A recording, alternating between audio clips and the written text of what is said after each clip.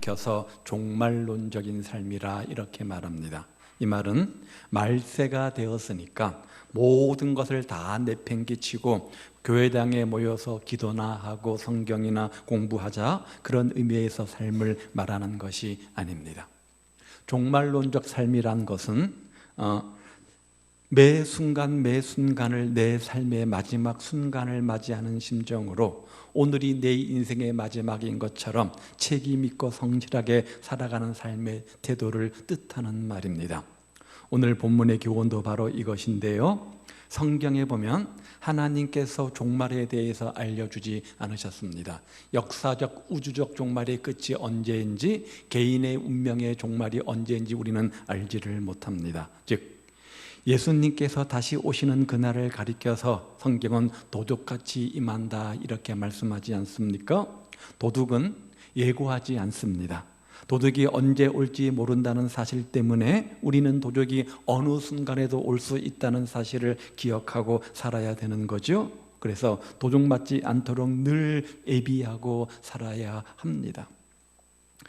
어떤 일이든 처음이라고 하는 것은 마지막을 전제로 할 때, 시작은 마지막을 전제로 할 때, 마지막은 또 다른 시작을 전제로 할 때 그 처음이 진지한 출발이 될 수가 있는 겁니다. 새해가 의미 있는 이유는 연말을 전제할 때만 비로소 그 삶의 출발이 의미가 있는 것이죠. 새 출발은 항상 무엇을 전제합니까? 마지막을 전제하는 것 아니겠습니까?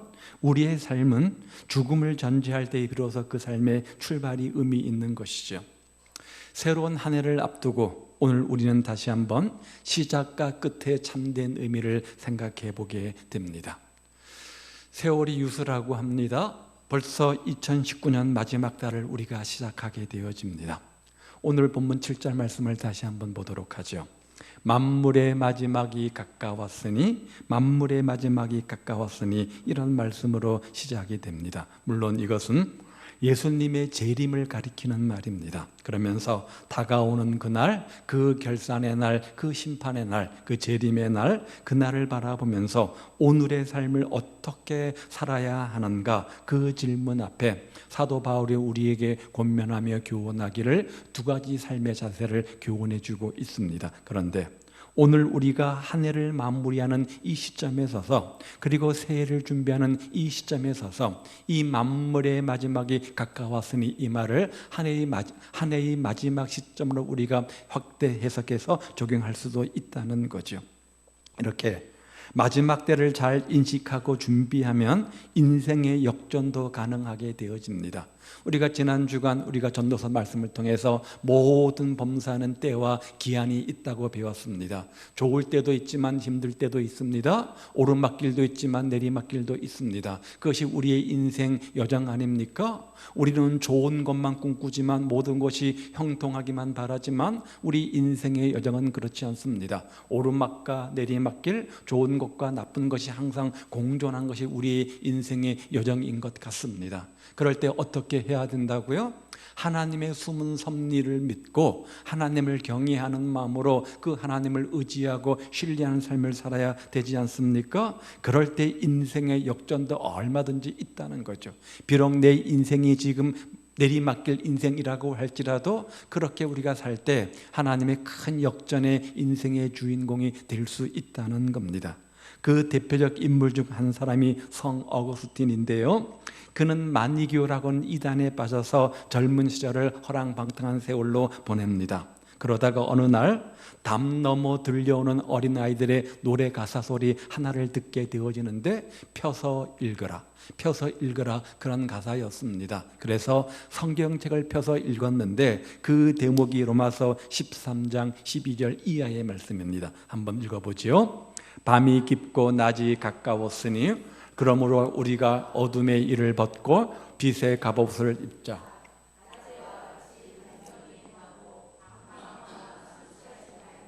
음란하거나 호색하지 말며 다투거나 시기하지 말고 오직 주 예수 그리스도로 옷 입고 정욕을 위하여 육신의 일을 도모하지 말라. 이 말씀을 읽고 그때부터 정신을 차린 어거스틴은 세상을 향하던 발걸음을 돌이켜서 주님께로 향하게 됩니다. 그리고 사도 바울 일에 가장 훌륭한 역사상 큰 영향력을 끼친 위대한 신학자요 사상가가 되어집니다.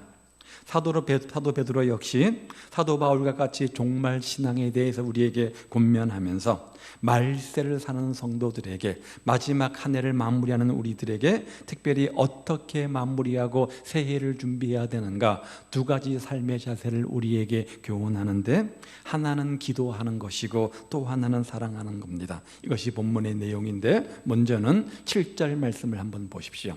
7절 말씀을 보십시오. 만물의 마지막이 가까웠으니 그러므로 너희는 정신을 차리고 근신하여 기도하라.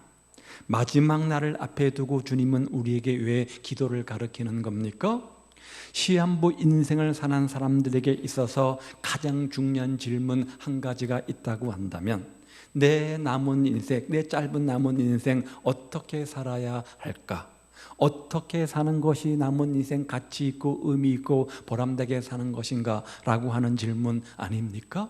그런데 우리도 우리 육신의 죽음이 언제인지 모르지만 반드시 육신의 죽음을 맞이하기 때문에 시한부 인생을 산다 이렇게 말할 수 있습니다. 어느 분의 말처럼 오늘은 지금 남은 내 인생의 가장 무슨 날이라고요? 젊은 날이라고 하죠. 가장 젊은 날입니다. 가장 젊은 날입니다. 점점 내 육신의 종착역은 점점 가까워져 오고 있는 겁니다. 우리는 그렇게 마지막을 생각하다 보면 혼란스럽기도 하고 당황하게 되기도 합니다. 불안하기도 합니다. 그런데 그럴수록 우리는 어떻게 살아야 될 것인가를 묻지 않을 수 없다는 거죠.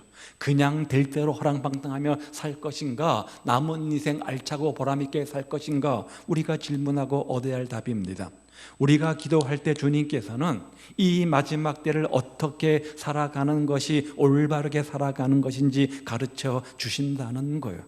영적 통찰력과 분별력이라고 하죠. 그렇기 때문에 우리는 기도해야 됩니다.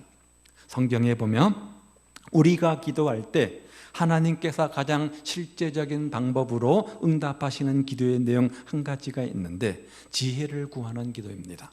야고보서 1장에 보면 후히 주시고 꾸짖지 아니하시는 하나님께 지혜를 구하라 이렇게 말씀하지 않습니까? 하나님께서 이 기도보다 더 기뻐하는 기도 제목은 없다는 거예요. 성경에서 이 지혜를 간구해서 놀라운 응답을 받았던 인물을 꼽으라면 누가 있을까요? 솔로몬이 있지 않겠습니까? 솔로몬이 있습니다. 어려운 일이 닥칠 때, 어떤 시련이 다가올 때, 고통의 바람이 불 때 우리의 본능 속에서 일어나는 질문은 이것입니다. 그 문제를 내가 어떻게 극복할 수 있을까? 그 문제 앞에 나는 어떻게 살아야 할 것인가? 라고 하는 질문 아닙니까? 그때 기도하시면서 지혜를 구하시기를 바랍니다. 우리는 거룩해지기 위해서 기도해야 됩니다.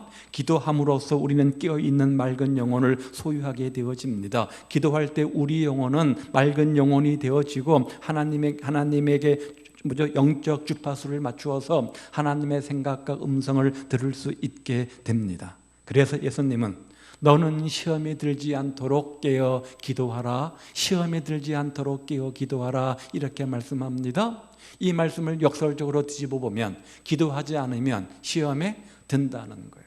기도하지 않으면 시험에 든다는 거예요. 시험도 여러분 한두 가지 시험이겠습니까? 야고보 사도가 말하는 것처럼 형형색색의 다양한 종류의 시험이 우리 가운데 있지 않습니까? 그것들을 이기는 비결이 뭐라고요? 기도라는 거예요. 기도 가운데 하나님 주시는 지혜, 통찰력, 분별력을 얻는 겁니다. 그런데 오늘 본문은 어떻게 기도해야 될지 기도의 자세를 우리에게 가르치면서 정신을 차리고 근신하여, 너희는 기도하라 이 말 앞에 정신을 차리고 근신하여 이 단어를 붙였어요. 자, 정신을 차리고 근신하여 기도하라. 정신을 차렸다, 이 말의 정의를 한 신학자가 이렇게 정의해 놓았습니다. 무엇이 가장 중요하고 무엇이 가장 중요하지 않은지를 분별하는 정신의 상태, 어떤 것이 삶의 우선순위에 있고 삶의 우선순위 밑에 있는 것인지를 분별해내는 능력, 바로 이것이 정신을 차리고의 의미라는 거예요.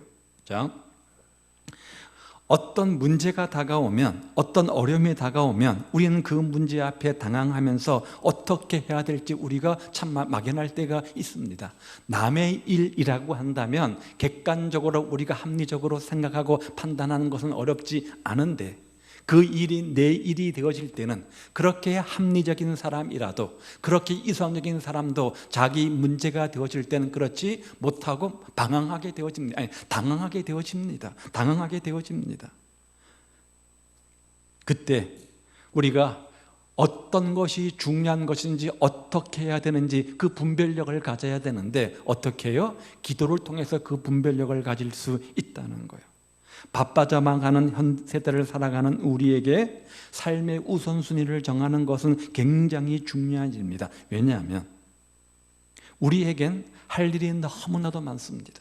이것도 해야 되고 저것도 해야 되고 많은 일들이 있는데 우리의 몸과 우리의 시간들은 그렇게 받쳐주지를 못하는 거예요. 다 할 수 있는 상황과 환경 속에 있는 사람은 많지 않습니다. 그러므로 어떤 것이 가장 중요한 일인지, 어떻게 어떤 것을 먼저 해야 되는 것이, 어떻게 어떤 것이 가치 있는지를 분별해내는 분별력은 굉장히 중요한 것입니다.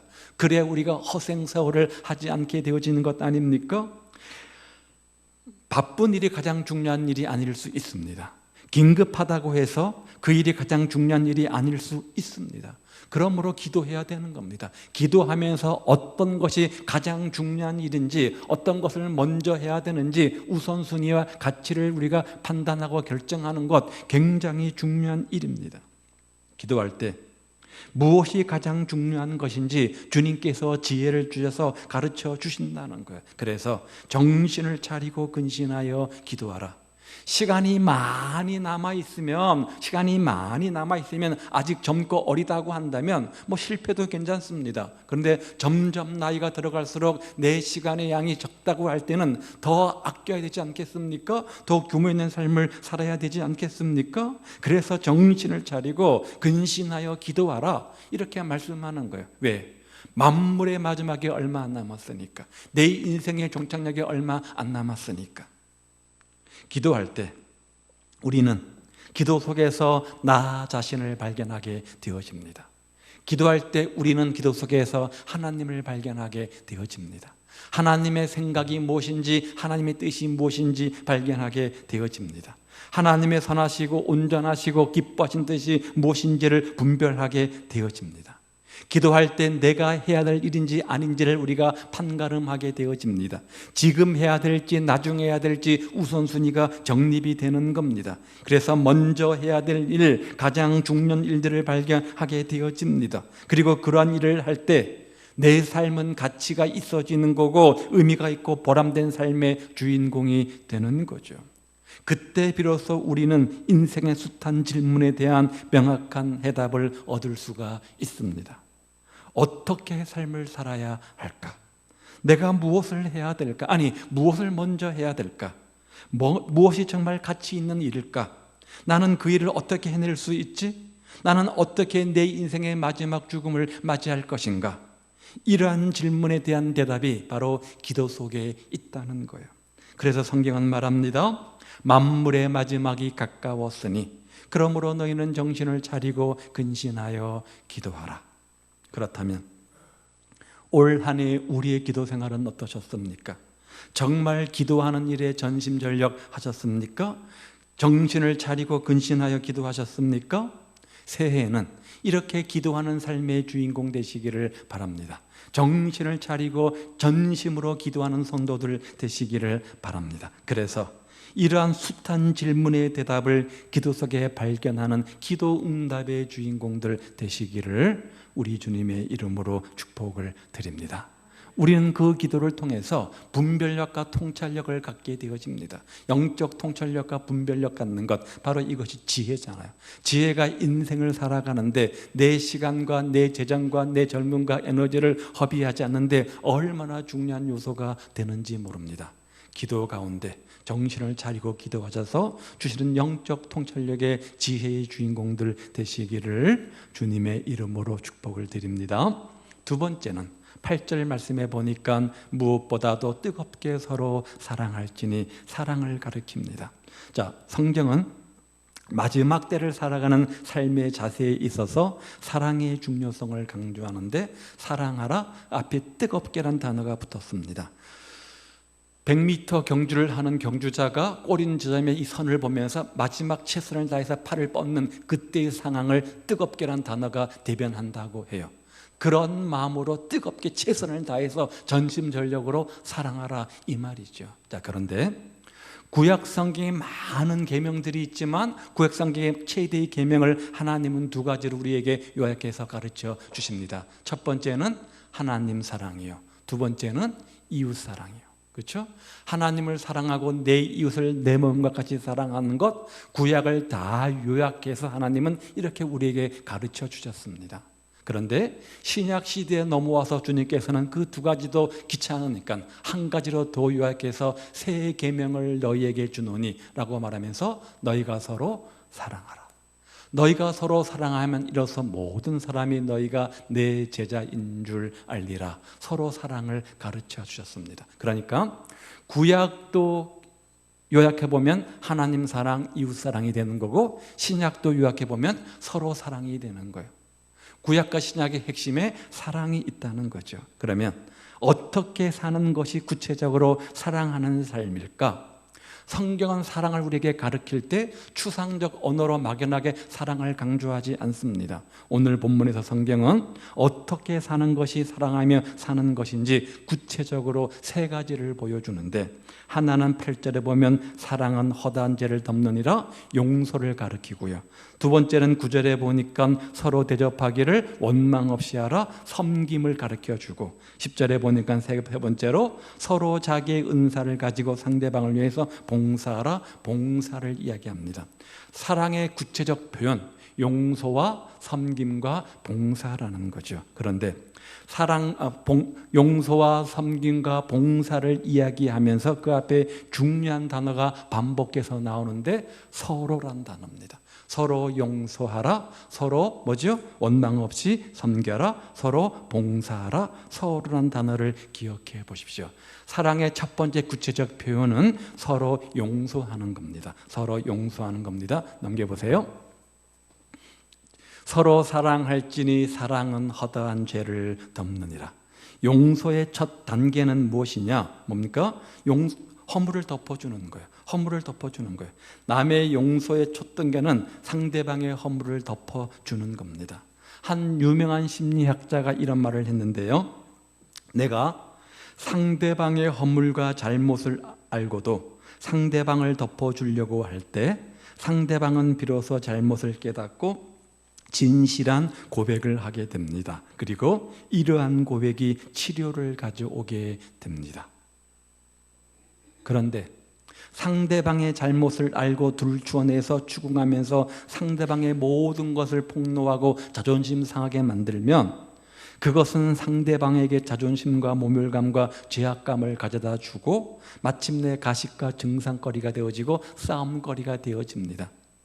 인정하고 싶지만, 인정은 하지만 그것을 들추어 자꾸만 책망하게 되어지면 인정은 하지만 마음은 상하게 되지 않습니까? 그래서 먼저 성경은 상대방의 허물을 덮는 법을 배우라 이렇게 우리에게 교훈해 주고 있습니다. 왜냐하면 우리 모두는 흠과 또 티가 많은 사람들이기 때문에 그렇습니다. 다 실수하면서 살아가는 사람들 아닙니까?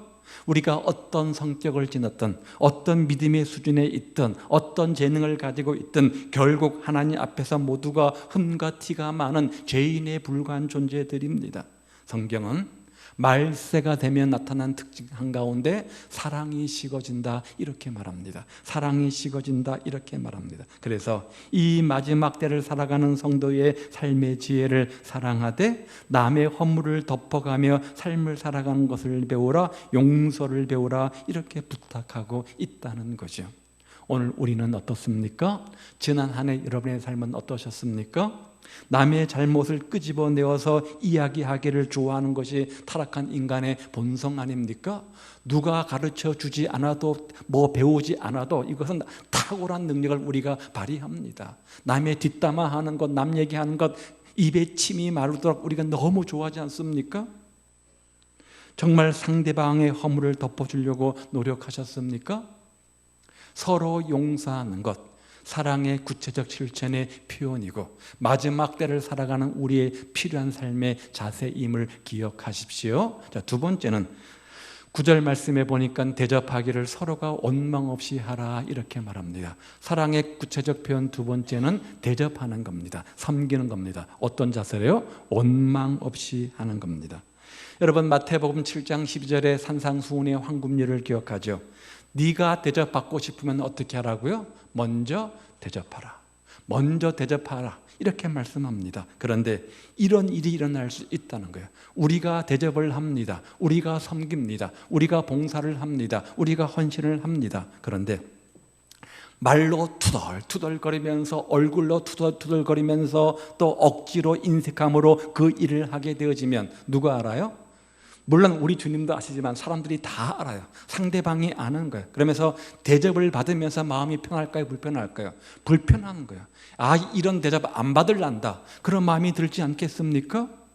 본문은 그런 이유를 이야기하면서 너희가 대접할 때 서로 원망 듣지 않게 대접하고 자진해서 기쁜 마음으로 대접하라 이렇게 권면해 주고 있는 거예요. 초대교회 성도들은 이런 중요한 특징들을 가지고 있었습니다. 초대 그리스도인들의 집을 방문하면 그들의 집은 언제나 오픈되어져 있습니다. 사도행전 2장에 보면 어떻게 했냐면 날마다 집을 오픈해서 그 집에 함께 모여서 교제하지 않았습니까? 그들은 언제나 자기 집의 문을 열어놓고 설교자를 대접을 했고 지나가는 나그네를 대접을 하고 고아와 가부를 대접을 했습니다. 그만큼 그들은 대접하는 일에 힘썼다는 거죠.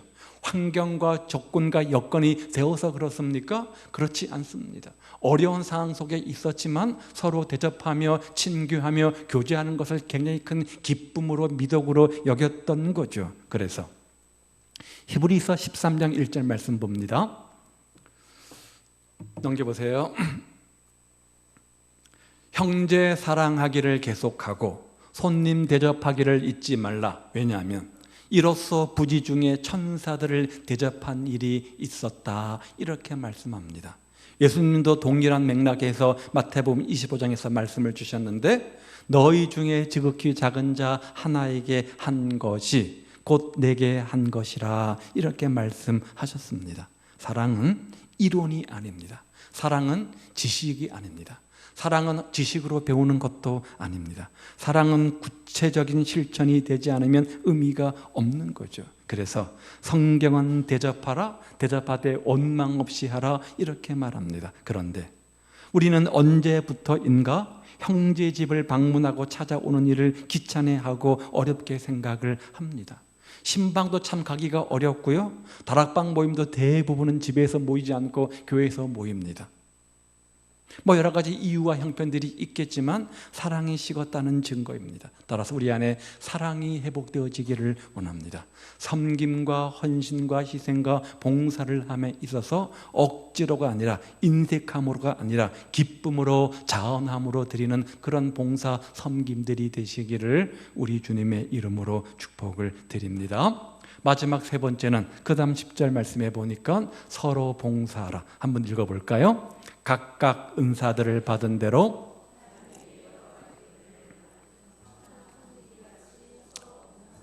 자, 어떻게 봉사하라고요? 선한 청지기 같이 각각 받은 은사가 다르다는 겁니다. 각각 믿음의 분량도 다르고요. 각각 받은 직분도 다릅니다. 직분의 서열이 어디 있습니까? 은사의 서열이 어디 있습니까? 믿음의 분량의 서열이 어디 있습니까? 하나님은 우리의 형편과 체질의 믿음의 수준을 알고 각자 맞는 필요한 은사와 재능과 직분들을 주셨습니다. 믿음의 분량들을 주셨습니다. 그걸 받았으면 우리 모두가 나는 무익한 종입니다 라는 선한 청지기 같이 그 사명을 감당하라는 거예요. 청지기는 자기의 것이 있어요, 없어요? 없습니다. 주인의 것을 맡아서 관리하는 사람을 우리가 청지기, 다른 말로 집사 이렇게 말하지 않습니까? 그러므로 우리 모두는 하나님의 청지기입니다. 우리의 생명도, 우리의 물질도, 재산도, 시간도, 학문도, 건강도, 우리의 모든 것은 하나님께서 이것을 가지고 이웃을 섬기고 하나님의 나라와 하나님의 일을 하라고 주신 것들입니다. 그래서 우리는 하나님의 청지기라 이렇게 말하죠. 그런데 내가 이것을 가지고 그렇게 하나님의 나라와 이웃과 교회를 위해서 헌신, 봉사, 충성하면 나는 선한 청지기가 되는 거고 선한 일꾼이 되는 거고, 반대로 그 주신 것들을 가지고 나를 위해서 나의 유익과 내 형편만을 위해서 사용한다고 한다면 하나님을 기쁘시게 할 수 없는 것이고 악한 청지기, 악한 일꾼이 되는 거죠. 진정한 봉사에는 자기가 있으면 안 됩니다. 자기가 없어야 됩니다. 자기 생각이 없어야 됩니다. 자기 방법이 없어야 됩니다. 자기 고집과 혈기와 자기 뜻이 있으면 안 됩니다. 봉사의 정신은 섬김이잖아요. 봉사의 섬김은 자기 헌신, 자기 희생 아닙니까? 청지기는 주인에 맡긴 것을 가지고 주인의 뜻에 합당하게 일하는 자이지 자신의 생각대로 자신의 방법대로 일하는 사람이 아닙니다. 그리고 그 은사는 모두 다 어디에게서요? 하나님에게서 온 것들입니다. 모든 것들이 하나님에게서 온 것들입니다. 그러므로 청지기는 생색내면 안 됩니다. 주장하는 자세를 가져서도 안 됩니다. 선한 청지기는 늘 겸손한 마음으로 무익한 종의 자세를 가져야 된다. 이게 선한 청지기의 의미입니다. 그런데 그 봉사, 헌신, 섬김 생활에 내가 들어가고 나의 의가 들어가고 내 방법이 들어가고 내 고집이 들어가게 되어지면 그 순간부터 우리의 봉사는 끝이 나는 거예요. 그래서 그 다음 11절 말씀을 보십시오. 시작. 만일 누가 말하려면 하나님의 말씀을 하는 것 같이 하고 누가 봉사하려면 하나님의 공급하시는 힘으로 하는 것 같이 하라. 범사에 예수 그리스도로 말미암아 하나님의, 만일 누가 말하려면 하나님의 말씀을 한 것 같이 하라. 어떤 우리가 입술을 벌려 자기 주장을 펼칠 때 하나님의 생각이 우선이라는 거예요. 하나님 말씀이 우선이라는 거예요. 또 봉사하려면 하나님의 공급하시는 힘으로 한 것 같이 하라. 내 힘으로, 내 능력으로, 내 경험으로, 내 노하우로 하는 것이 아니라 하나님의 지혜로 하는 것이다, 이 말 아닙니까? 이것이 진정한 봉사라는 거예요. 거기에 내 생각이 들어가고 내 방법이 들어가고 내 의가 들어가고 내 능력이 들어가는 그 순간부터 진정한 봉사자의 삶이 아니라는 거예요. 그렇게 해야지만, 그 다음 보십시오. 범사에 예수 그리스도로 말미암아 뭐라고요? 하나님의 영광을 받으신다는 거예요. 그런 나의 말, 그런 나의 봉사, 그것을 통해서 하나님께서 영광을 받으신다는 거예요. 한 해를 돌아보면서 나는 과연 어떻게 살았는가? 오늘 사도 바울의 두 가지 가르침을 생각하면, 사도 베드로의 두 가지 가르침을 생각하면서 한번 생각해 봤으면 좋겠습니다. 자기 반성, 적어도 자기 돌아봄이 있어야 그 다음에 조그만 성숙과 성장의 계기를 갖는 것 아니겠습니까? 우리가 이런 자기 반성, 자기 돌아봄이 없다고 한다면 어떻게 우리가 자기를 알겠습니까? 어떻게 더 나은 미래를 꿈꿀 수 있겠습니까? 새로운 한 해를 마무리하는 이 시점 속에서 과연 나는 어떤 신앙생활의 주인공이었는가 한번 생각해 보면 좋겠습니다. 먼저 예배와 교제의 점수는 어떠했는가 한번 생각해 보십시오. 여러분은 참된 예배의 성공자이셨습니까? 예배의 성공이 인생의 성공자라고 성경은 그렇게 말하는데, 혹시 주일 오전 성수만 하고 그것으로 만족하며 자작하고 있지는 않습니까? 우리 가운데 주일 성수를 온전히 못하시는 분들은 거의 없으실 겁니다. 그런데 더 나은 믿음의 성숙의 주인공이 되기 위해서 온전한 예배자가 한번 되어보시기를 바랍니다. 열심히 뜨겁게 서로 사랑하라, 이렇게 오늘 본문은 교훈하죠.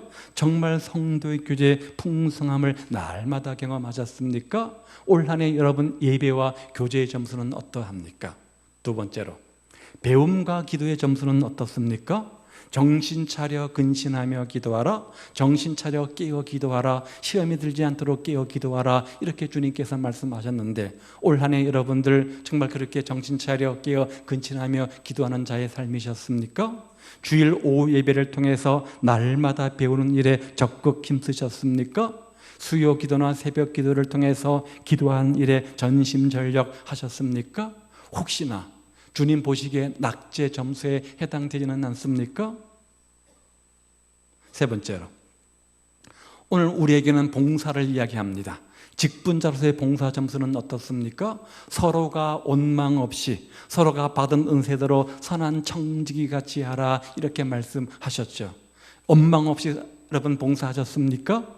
받은 은사대로 각자 선한 청지기가 되셔서 무익한 종의 자세를 가지셨습니까? 혹시나 주님 보시기에 악하고 게으른 종의 모습은 아니었는지, 나는 주님 보시기에 악하고 게으른 종, 악한 청지기인데 착각해서 착하고 충성된 종이라고, 이만하면 됐다고 잘하고 있다고 착각하고 있지는 않는지 한번 스스로 자문자답해 보시기를 바랍니다.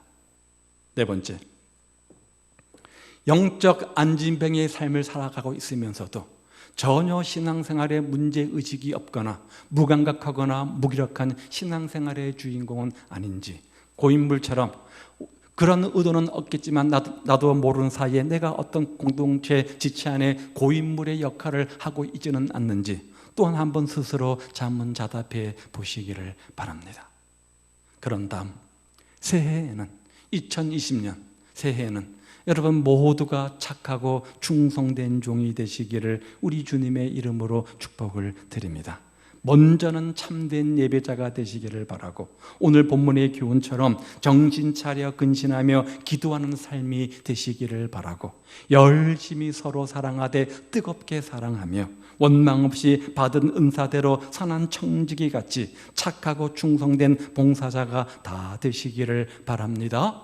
맡은 자에게 구할 것은 충성이요, 내게 능력 주시는 자 안에서 모든 것을 할 수 있다고 하셨으니 믿음의 분량에 맞게, 직분과 은사에 맞게 충성스러운 주님의 일꾼들 되시기를 바랍니다.